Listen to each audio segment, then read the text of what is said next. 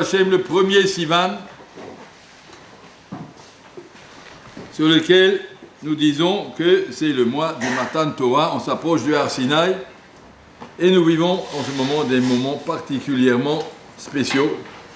On sait que le Matan Torah nous a été donné, le Mantier Yirato El Penerem, avec une crainte et une terreur que le Jbourou a fait, au point qu'ils sont tous morts, il y a marqué.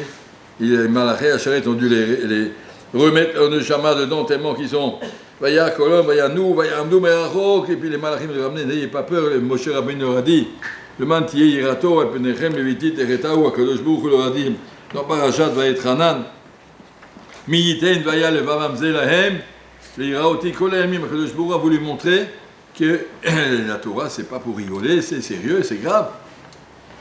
Et donc, il leur a montré, au moment du Matan Torah, le monde entier qui était en terreur, la montagne qui brûle, la montagne qui tremble, et les colottes, et le chauffard, et les éclairs, et le tonnerre, c'était absolument terrorisant et terrifiant. Comme ça qu'Akadosh Baruch Hu donne la Torah. Et pour la même raison, nous sommes...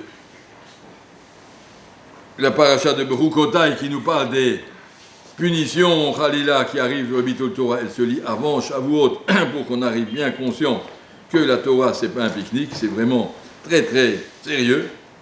Et comme on est un petit peu bête, Akadosh nous a ajouté un an de Corona, plus 45 de Méron, et ça suffisait pas, on a eu 2 alertes cette nuit, et ça fait peur.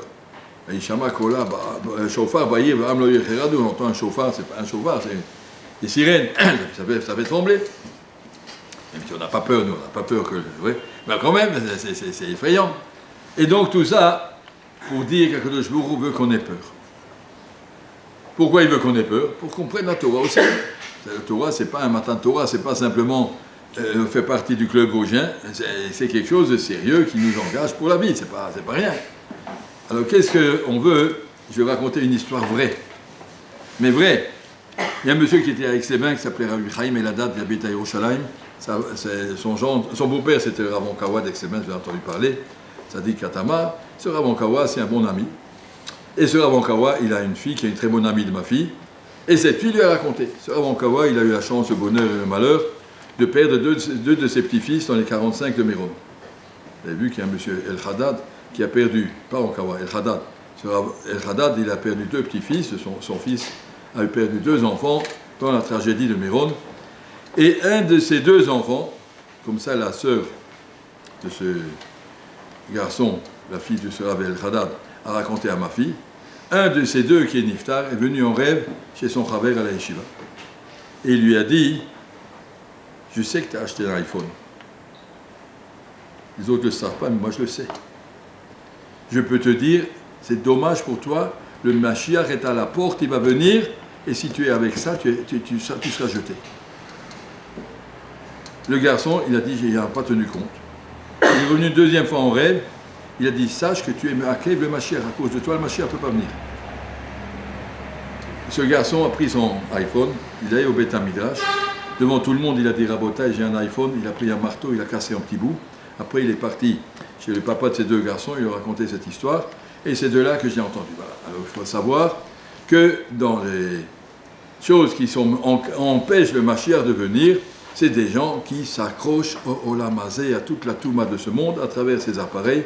Comprenez bien, on ne peut pas être en même temps dans la Torah, dans la Gdusha, je dis l'Otaturu, Achrei, le Vavchem, Vachem, Nechem, je mets des tzitzit ksherim, puis après je regarde des tours de Marot, Asurot et des Tmeot. On dit Shmirat Enaim, je fais Shmirat Enaim, mais ouais, Shmirat Enaim, mais Enaim. Donc, ça c'est quelque chose de... Maintenant, je vais ajouter encore une petite phrase.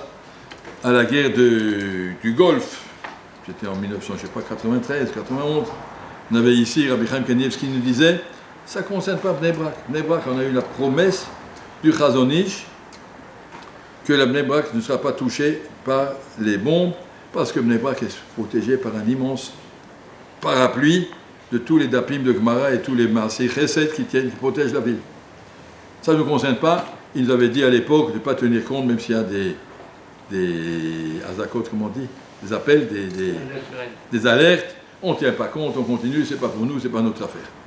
Nebak n'est pas concerné. Et hier, il a dit, avec tous les iPhones qu'il y a dans la ville, eh bien, il y a des trous dans le parapluie. Et effectivement, cette nuit, il y a un morceau qui est tombé dans Bnei Brak. La première fois que c'est arrivé depuis 1948, depuis que Khazon Ish a dit ça. Voilà. Il n'y a pas eu de blessé à Bnei Brak, d'accord, il y a quand même. Et le parapluie a des trous. C'est Rabbi Chaim qui a dit ça y est. Alors je voulais absolument que vous compreniez, c'est pas un jeu que les rabbanim y font, il faut enlever ces machins, il faut enlever ces machins. On est en train de jouer avec notre vie, avec notre Mashiach, il arrive, il est là à la porte. Pourquoi s'accrocher au Olam Hazé alors qu'on vous propose le Olam Haba et tout ce qu'il faut? Le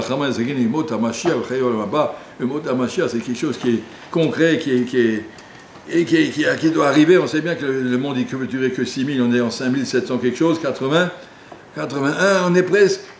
Le Mashiach doit venir incessamment. On peut pas, donc on nous prévient par tous les moyens possibles que voilà, qui c'est qui risque de ne pas avoir part à ce Mashiach. Voilà, ça fait partie des choses qu'il faut connaître, qu'il faut entendre, qu'il faut accepter avant d'arriver à Matan Torah. On arrive à Matan Torah, c'est pas pour manger des gâteaux au fromage. On arrive à Matan Torah, c'est pour être Mekabel, la Torah, Bishlei Muto. Et donc, voilà, il faut avoir peur. Il faut avoir peur. Parce que le Jebour va donner la Torah sous forme de peur. De l'autre côté, c'était grandiose. On est sorti, il y a marqué Nakim, Yetzerara, Nakim, Malach Hamavet. On est devenu extraordinaire. Mais d'abord, on a compris que c'est l'enjeu de la chose. Matan Torah, c'est quelque chose de très, très, très puissant. Je vais lire maintenant,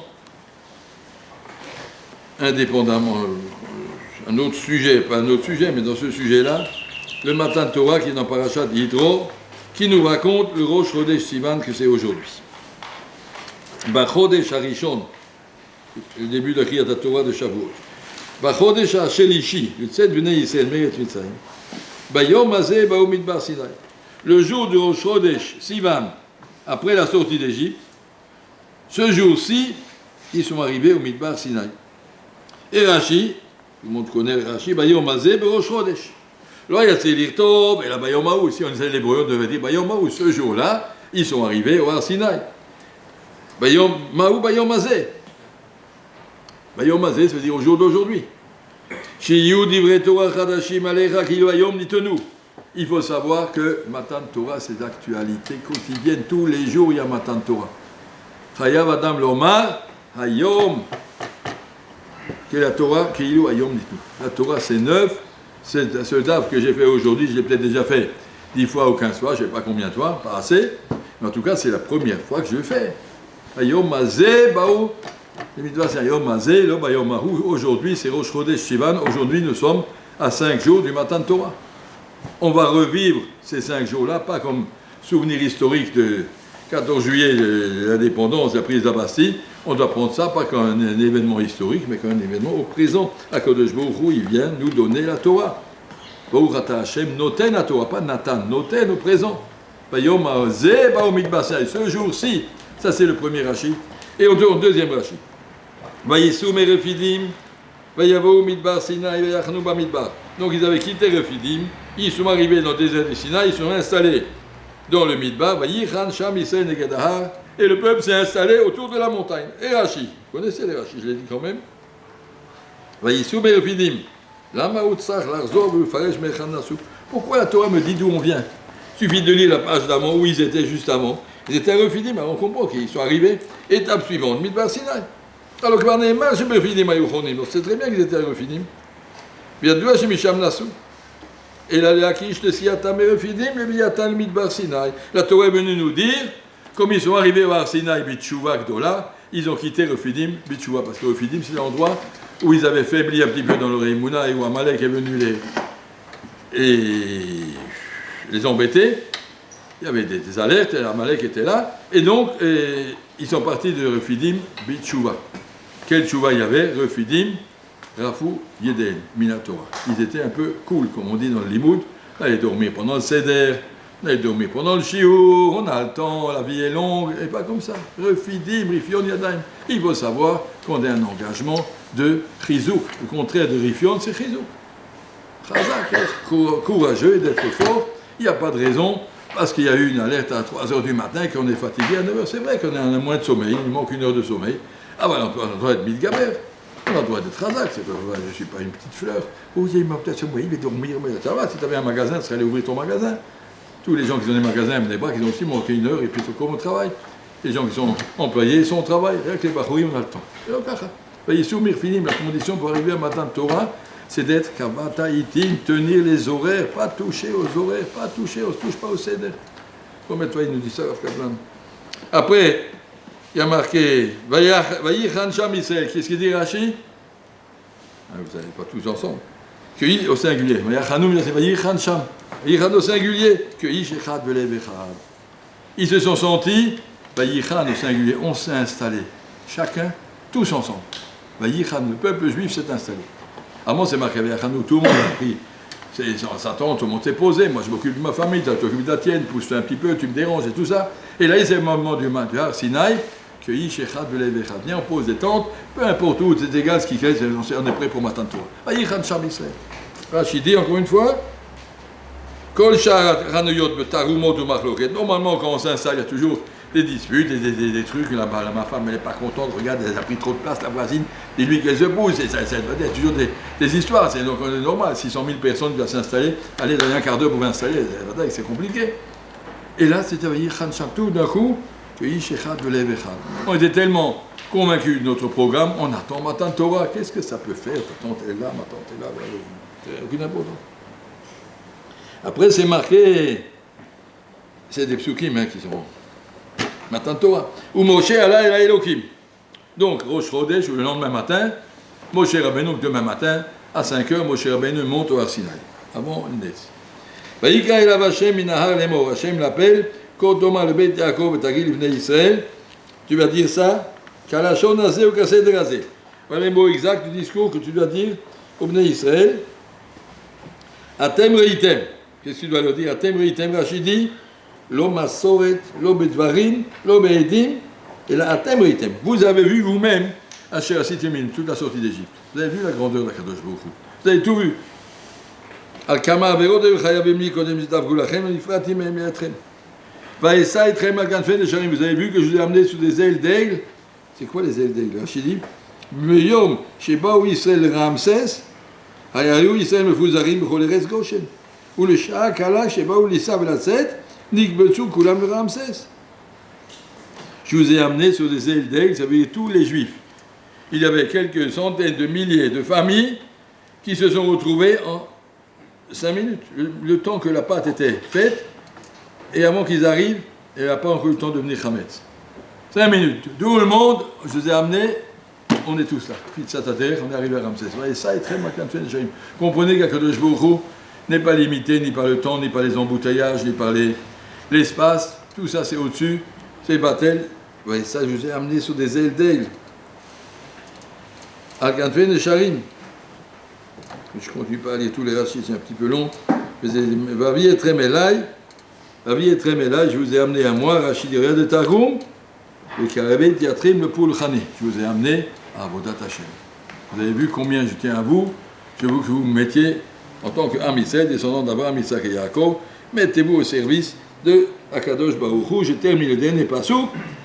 Ve'ata im shamorat tishmu bekoli. Et maintenant, si vous voulez bien m'écouter, ou shemartem et briti, et gardez mon alliance, il t'a mis ce goût-là, Mikol Hamim, vous serez mon trésor parmi toutes les nations qui lit Kolares, le monde entier m'appartient, et à Kadosh Baruch le monde est à lui, mais il a choisi un trésor que c'est nous, Ve'ata, à condition que Ve'ata. Rachid dit Ve'ata, je termine avec ça. Ata, im te kablu achav alechem, yirav lachem mikan ve'elach. C'est quoi la tralot cachot? Ata, ça veut dire prenez sur vous maintenant, c'est vrai, collatéral de cachot. C'est vrai que c'est difficile, tous les débuts sont difficiles. Quelqu'un qui ne sait pas lire un ksot, et on lui lit un ksot, et c'est magnifique, mais je ne comprends même pas les mots, je ne sais même pas ce qu'il veut, je ne sais pas qu'il y a des rachets de tévrot, il y a des ignes. Je ne comprends rien, c'est collatéral de cachot. La première fois qu'on lit un ksot, la deuxième fois c'est compliqué. Mais quand on a lu 10 et 20 et 50, mais il n'y a pas de plus magnifique que ça. Avata, ici maintenant vous prenez sur vous, comprenez que tous les gens qui étudient la Torah, personne ne les oblige, ils sont heureux, ils sont épanouis, ils vivent dans le bonheur. Alors même si pour toi c'est difficile, l'autre cachotte. L'avdil, les gens qui jouent au piano, au début on fait des solfèges, c'est difficile, je fais des fautes. Et puis après on a du bonheur, les gens qui savent faire ça, ils peuvent passer des heures à pianoter. Et la même chose pour le dessin, les gens qui savent, au début on ne sait pas dessiner, mais quand on sait bien dessiner, on peut passer des jours entiers, des bachouines pendant tout le CD, ils font des dessins, voilà, ils aiment bien, voilà, on aime ça. Et l'avdil, la Torah beaucoup plus, Ve'ata, si on est capable, de dépasser les difficultés du début. Tout est difficile au début. Et tout est magnifique après. Alors on demande, Ata, et maintenant, si vous êtes prêts, vite émis ce goût-là, on sera le trésor d'Akadosh Baruch Hu. Ça veut dire que le Mashiach viendra pour nous, Bimeira Biamenu. Amen.